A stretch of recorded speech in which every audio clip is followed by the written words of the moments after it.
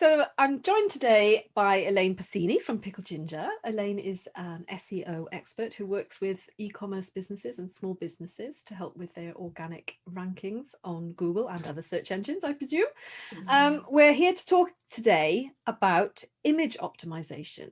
So, hi, Elaine. Hi, thanks for How having are you? me. Good. Okay, so we touched on images when it came to page speed in the other episode that we did together. What kind of image optimization are we talking about today? Yeah, there's two I'd like to talk about, if that's okay, just very briefly.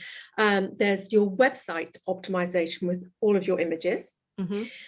And then one thing that I think a lot of us forget or don't even know that can help our organic search is social media. And I'm talking Facebook, Instagram, Twitter, LinkedIn, whatever you may be on. Pinterest is different because that's a search engine itself, so it's slightly different.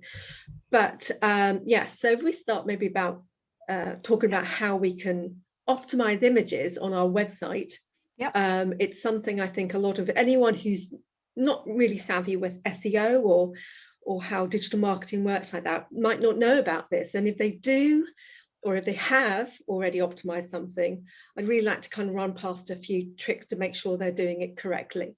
Okay, sounds like a plan. Yeah. So, okay, so images obviously for e-commerce are super powerful because it's a visual kind of thing. We buy what we see. So you've got Google Shopping, Google Images, you've got Google on, on your website. If we're not optimizing the image with keywords, then we're kind of missing out on a trick. So when I mean that, it's called alt tagging or alt text. And it just means it's alternate text, literally words text on the back of an image for robots that can't read. Google obviously is a robot itself. So what Google will do is, for example, if say I'm my glasses, for example, see it says a picture of me of this here is good, maybe pick up on woman wearing glasses, red dress. Now it's all very well if I want to sell my glasses or a red dress, that is mine. But actually, if I am so for me as a service provider is obviously different, but I might want to be talking about my hair products or something else. So I want to manipulate what Google can automatically pick up on to what I want it to see. Yeah. So I'm literally changing the text. And so for people who are have sight issues, reader problems, or they can't read it, and all of those things, it's a robot telling me what that image is saying. So each and every web product copy, anything you've got anywhere actually online, you can manipulate that behind the scenes. And products are obviously very important. If you have thousands of products, then actually after a while Google might start to pick up and realize these are the same thing, it's right, because it's really hard when you've got a store full of literally 200 of this, 200 of that. So that's how you grow, and maybe you've started that and changing it. But if with small businesses and you've got your own site and you've got kind of 20 products on that category and 20 products, that's actually very doable. You can even do it in chunks, like I'm going to do 5 a day. But actually what you do is when you go into the back end on, say, your Shopify or WooCommerce, then there will be a bit in the SEO, or if you click on the image, that will say alt tag or alt text. And in there, that's where you manipulate the words. So for example, I'm there with my reading glasses. So say I want to sell these glasses. I would stay away from very, very branded names unless you are known for brand, because for example, say these are made of some extraordinary material that you think, oh, it's amazing, I'm going to sell it because I sell this, it's material. As a consumer, I don't know that. I just want some really nice glasses that fit my, my face shape, for example, that I can see out of. So it's always thinking about what you want to put in that keyword. So yes, it might be ladies' glasses for middle-aged women, or ladies' glasses for a heart-shaped face. Yes. it's thinking, what is the audience, the person who's going to buy this? Remember, the person who's looking at it, the decision maker. What should I put to describe these to a blind person who wants to buy these? It's always something like that. So I'd say all you need is just a short sentence. Doesn't have to be long. You don't need to underscore it or hyphenate it. I would just literally put it in the style of a short sentence. And for example, if you had 20 of these but all different colors, then just kind of do very similar, change the color, that kind of thing. Okay, that's interesting. So I didn't know, whenever I do alt text on my images, I do always put a hyphen in as if it's an image, like a file name. Yeah, I no, didn't you don't realize need to. that you didn't have to do that. You can just write it. Oh, okay. Yeah. Really interesting. And that text, because I think what people forget as well, isn't it? That image search is a search engine. And so that text and the alt image can also be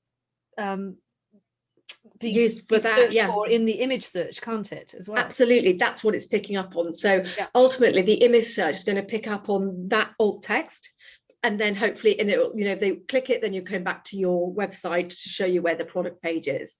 But and then, I mean, Google Image is changing somewhat as well, but it's that classic. And if you're e-commerce and you haven't been doing this, or you've been doing it but thought, oh, actually maybe I should go in and have a tweak and maybe realign what I've said, then that's something, because you might not see it overnight, but over time Google ranks slowly, recrawls every 5 weeks, re-indexes, sees, oh, okay, this is what this page is talking about, this is what this image is about. Well, I thought it was just about a woman wearing a red dress, but actually it's all about glasses and sight and Okay, is there any, I mean, you say it's just a short sentence, is there any like maximum length of sentence, or how many words you can use? So think of it as just if you're going to describe, think of it as like a long tail key phrase. And if you're not quite sure that is, say, imagine you've got glasses. So glasses would be the key word, but if you kind of elongate it and to make it, it's a little bit more about my shop and my audience rather than glasses. So it might be aqua brown square glasses for a lady's petite face. Okay. That makes sense. So those words, it could be petite face, it could be square glasses, it could be the word aqua. Someone's going to be kind of picking up on that.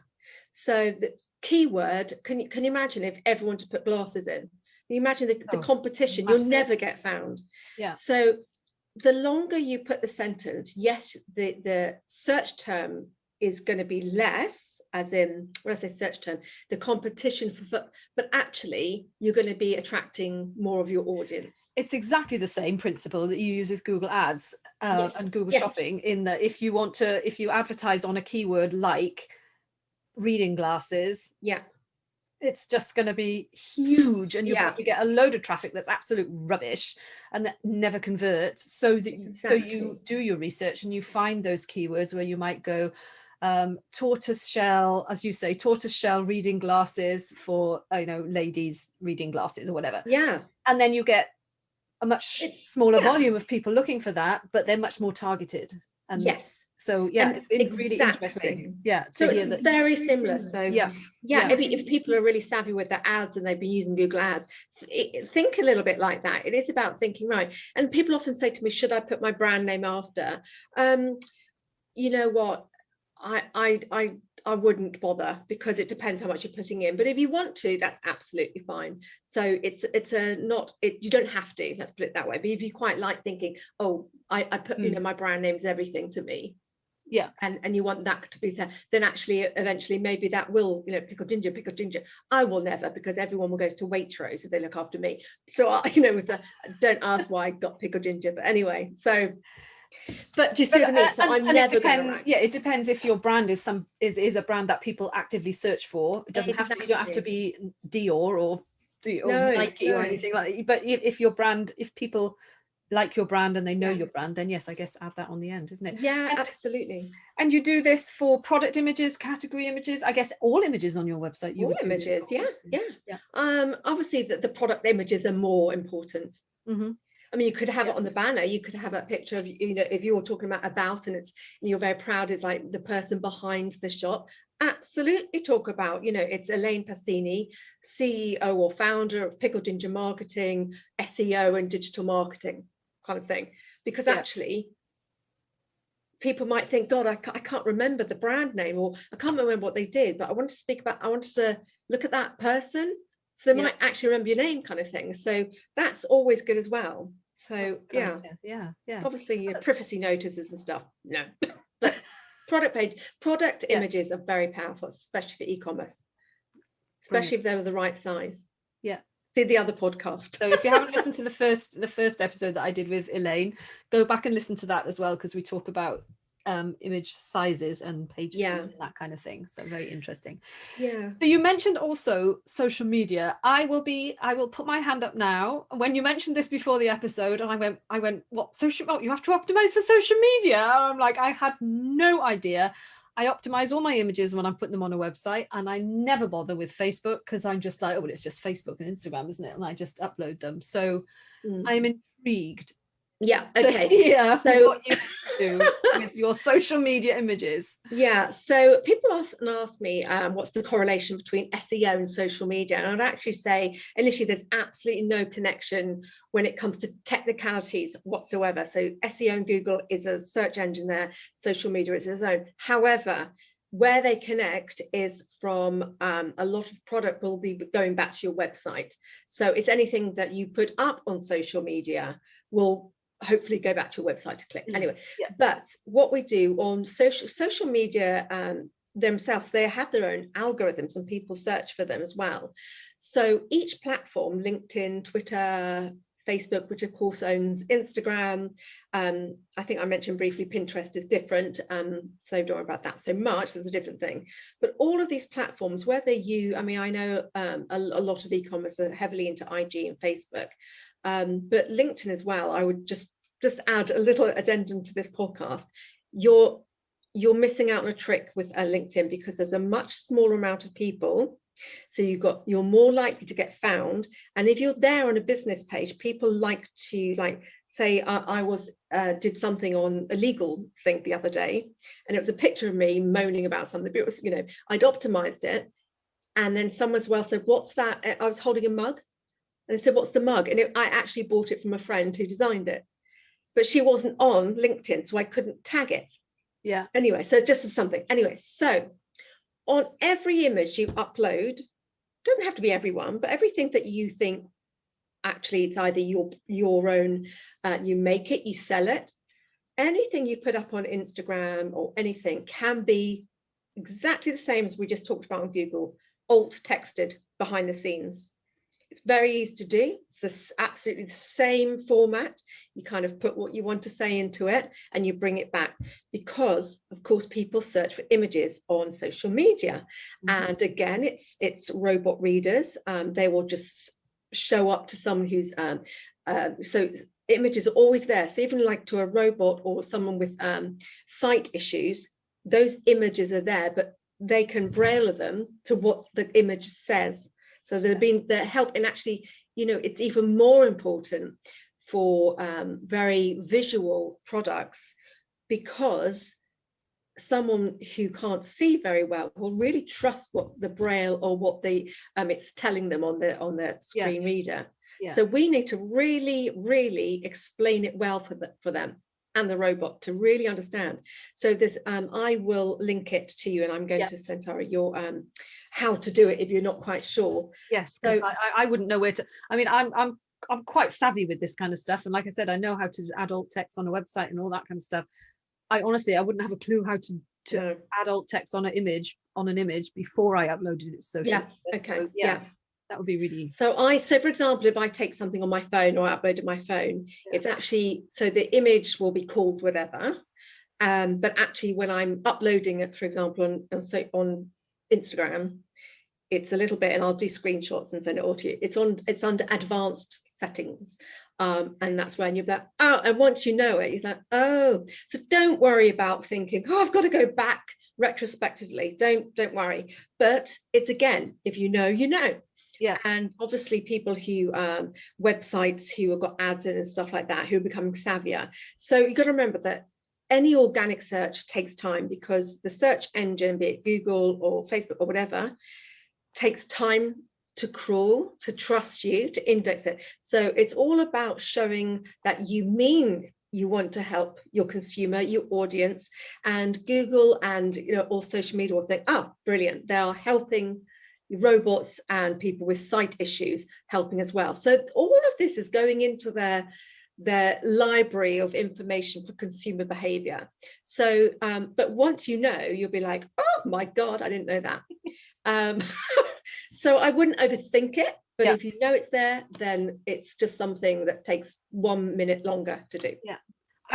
You mentioned something that I want to pick up on as well, that can we talk about the actual names of the image? So like the image file name? Yes, very good question. What do we need to do with that? Do we need to do something specific? Yes. I just tend to always use an odd keyword. So like if I was taking a picture of your glasses, your reading glasses, I call the image tortoiseshell ladies reading glasses. Yeah. Is that right? Or that's fine. I think what Google does not want, the alt text is the SEO bit, so that's the bit that's going to get searched.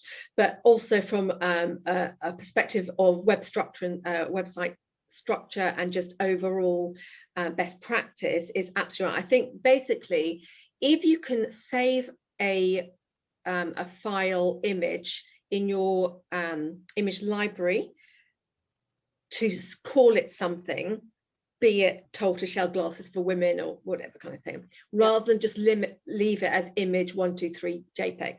That's when they don't like it, because so you're doing exactly the right thing. So yes, that's important, but it's not as important to get found.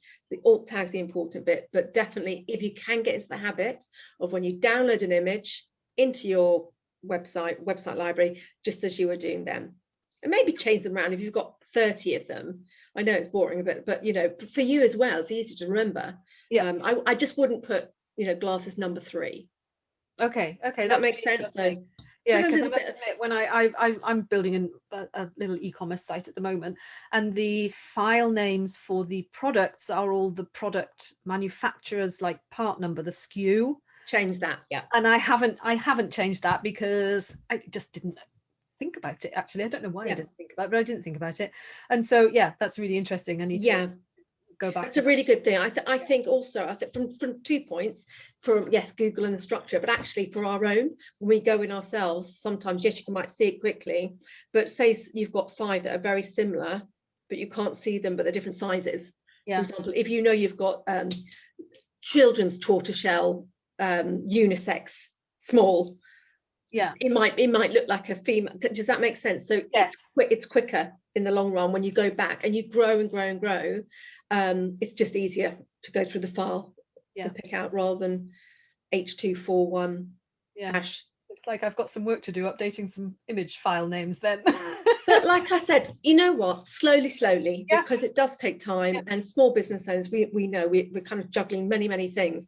So I'd say don't be overwhelmed, do them in chunks, even if that's 5 or 10 or 1. It is thinking, right, I'm going to put that time aside to do that, because it does help and it does make a difference. I must, when I talk about because for Google Shopping we talk about product title optimization, and when people have got 10,000 SKUs in the shop, you kind of have that sort of moment thinking, I can't write 10,000 new product titles.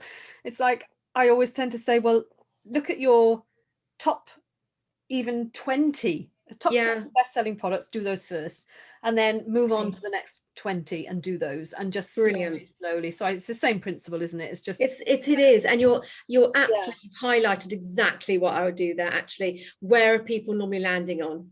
Those are the ones that are working at the moment. That's what's coming in. So do the ones that are the best sellers, that make you the most money. Do that first, and then because otherwise it can be overwhelming. So you're absolutely right. It's having a little bit of a strategy on how you do that as well. And pay somebody else to do it. Pay a student, or what, I've got kids, so if you tell them what to do and then they get it, they really get it, God, yeah, absolutely outsource because it's time consuming. Yeah. Well, that's been fascinating. I am as I said, totally intrigued when you started mentioning about optimizing images for social media, and that is definitely something that I'm going to start doing. Great. I had no idea, absolutely no idea. So thank you so much You're welcome. for introducing me to that concept. Great. No. If people want to, I'll link to your website, but if people Yeah, want to reach out and get in touch with you, what's the best way? To just go to your website, or do you? Just, yeah, I mean, you know, if it depends, I'm Pickled Ginger Marketing on Instagram, I'm on Facebook, I'm on LinkedIn. My name's Elaine Pasini. So yes, absolutely go to my website, or through you know, I'm sure, if you don't mind, kind of thing, and it comes up. But I'm very happy to try and help when I can. I mean, yeah, or give you tips, or kind of give you kind of things. So yeah. Okay, that's been really interesting. Thank you so much. You're welcome.